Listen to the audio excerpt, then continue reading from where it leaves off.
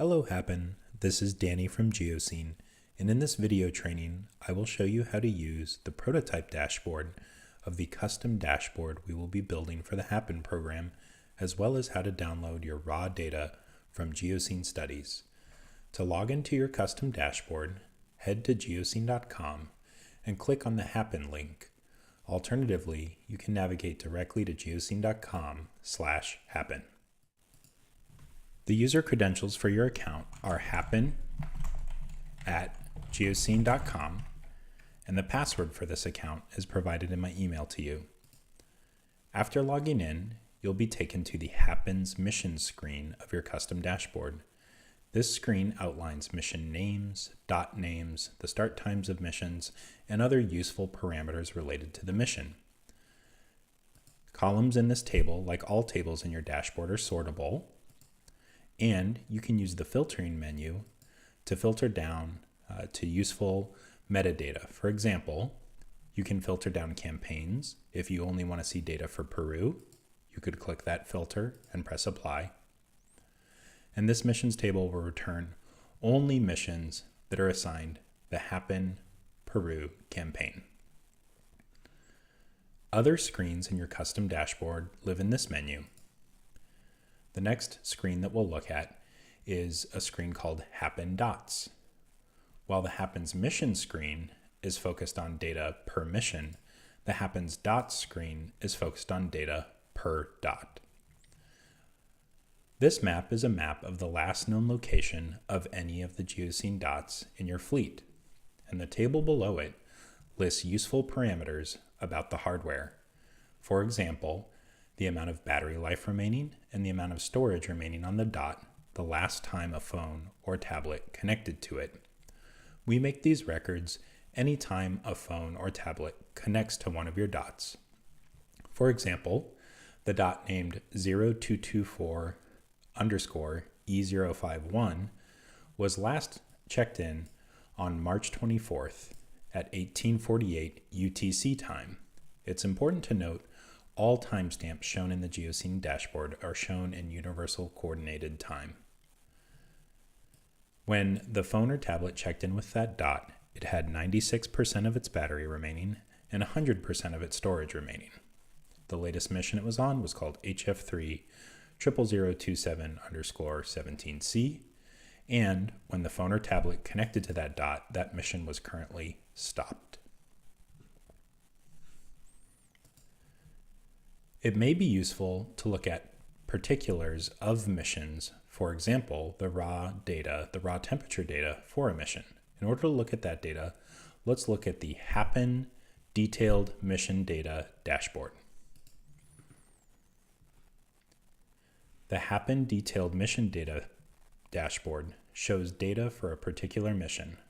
Here we see temperature versus time, as well as some metadata about the mission. For example, the mission details like mission name, dot name, and tags, as well as all the updates generated by any connections of a phone or tablet to that particular dot. So whereas the HAPIN Dots screen on your dashboard shows only the latest connection for any of your dots, this screen shows all of the connections for a particular mission. It may be useful to zoom and pan around your data. One useful way to zoom is to highlight the region you want to zoom in on, and you'll instantly be zoomed. The red region shown is the region deemed to be cooking by our early stage machine learning algorithm.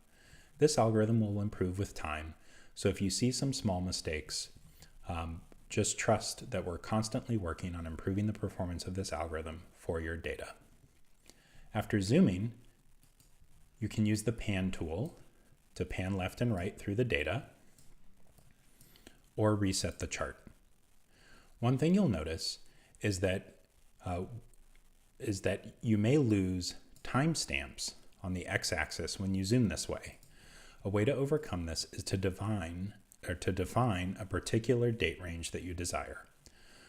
One way to do this is to use the number of days of data to show. So if I were to click, for example, the 14 days option and press apply, what I would see is the last 14 days of data for this particular mission, counting back from today's date. Another way to filter this data would be to define a custom range. Say I want to only look at data from March 12th until March 14th. I can define that custom range and press apply. Finally, I can also define a date range from a start date to no end date and look at data from a certain start date moving forward. This view is all of the data coming after March 12th. If you want to look at different missions in this screen, you can select the mission you want to observe using the HAPIN missions filter.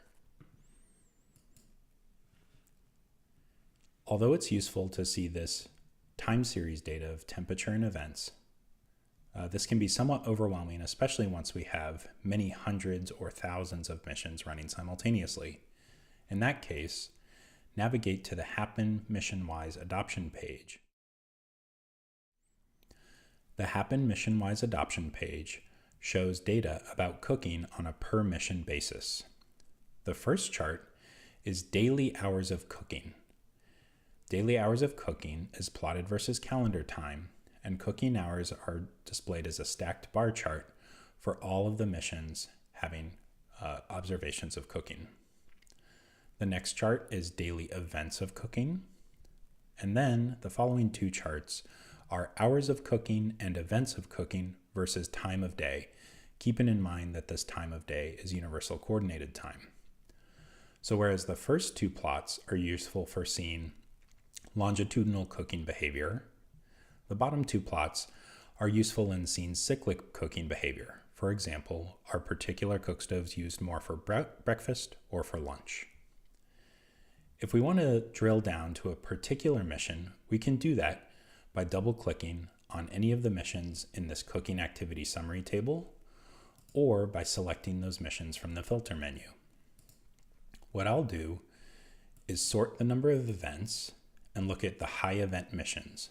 For example, there's a mission called HAPIN Test where we observed 83 separate cooking events. If I double-click on this mission,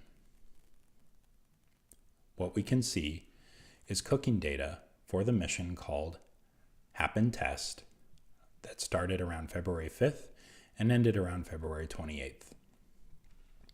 There was about 8.6 hours of cooking on the first day, with that cooking falling off until February 28th, where there was only 0.3 hours of cooking. The next chart shows us that the number of cooking events per day was relatively constant, with between 2 and 5 cooking events per day on average, and that this cook stove was used both in the morning and evening times, keeping in mind that this is in universal coordinated time. If we want to see the specifics of the temperature time series for this mission, we can do that by double-clicking on any of the event-wise bars. That will take us back to the HAPIN detailed mission data page, where we see the temperature time series with events highlighted in orange. And we can zoom in and see those events. The same effect that we saw on the event-wise dashboard, with adoption somewhat tailing off as we approach February 28th, can be seen here in the temperature time series data. However, it's much more succinct to view this data as a bar chart in the HAPIN mission-wise adoption screen.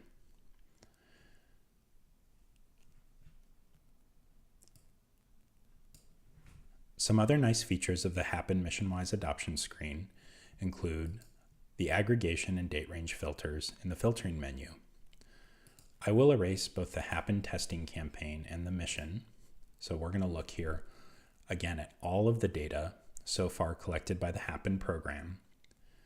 And we'll notice that there's some early data back here in September of 2017 that seems to be pushing all the interesting data off to the right of the chart. So using my filters, I'll define a custom date range and say, I only want to look at data starting February 1st. Applying that filter, now all of this data, as well as the data shown in the cooking activity summary table, is now filtered by that date range. These cooking hours and events are shown in terms of daily rollups. However, it may be useful to look at data on a different kind of timescale, for example, a weekly rollup.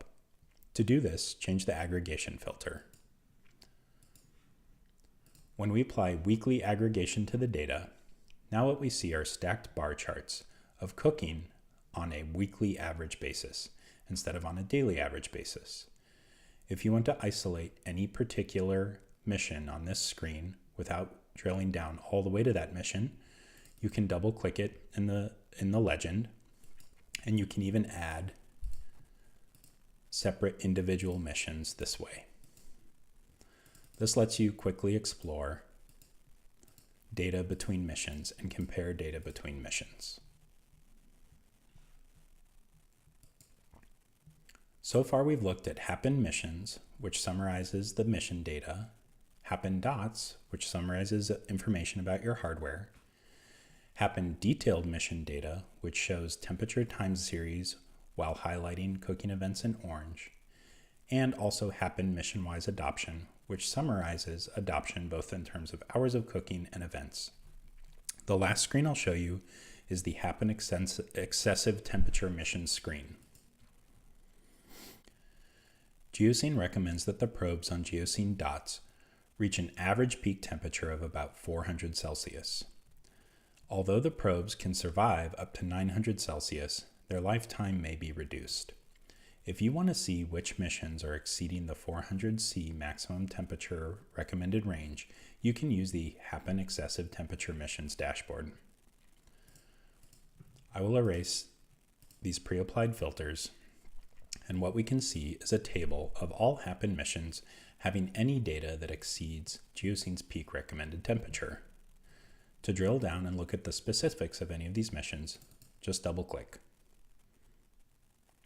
And you can see when and where the temperature was exceeded. For a mission like this, where temperature was only exceeded one time, it's probably not that big a deal and no action needs to be taken. However, if repeated excesses of temperature are reached, you may decide to go back to the field and change the placement of the probe. If you want to see temperature missions, or rather excessive temperature missions for a particular campaign, you can filter this dashboard by campaign, for example, HAPIN Peru, and look only at excessive temperature missions for a given IRC site. Okay, so we have a way to quickly navigate the many millions of data points already collected in the HAPIN field trial, and this dashboard will be flexible up to the billions of data points that the program may collect. However, you may want to download all of this raw data to import it into your own data management tool. To do that, let's go back to Geocene and click the Login button. The Login button takes you to the Geocene Studies app. From Geocene Studies, you can download your raw data using any of the credentials that you can use to log into your mobile app. I'll use HAPIN testing and the password for that account.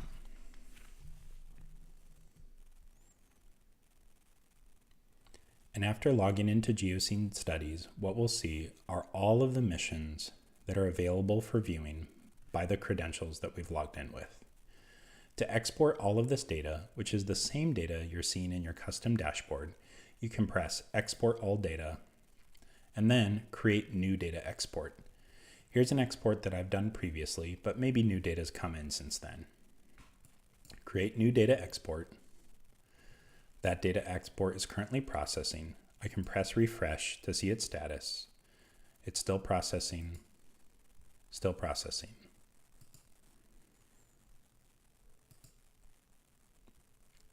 And now, the export has been a success. This export only took about 10 seconds to complete, but by the time the HAPIN study is finished, it may take up to 5 minutes to generate one of these exports. Simply press download, and you will have all of your data saved as a compressed file full of comma-separated value files, which you can import into your own data management system.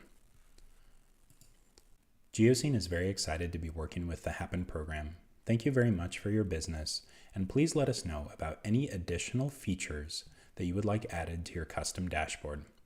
Thank you, and talk to you soon. This is Danny from Geocene. Bye.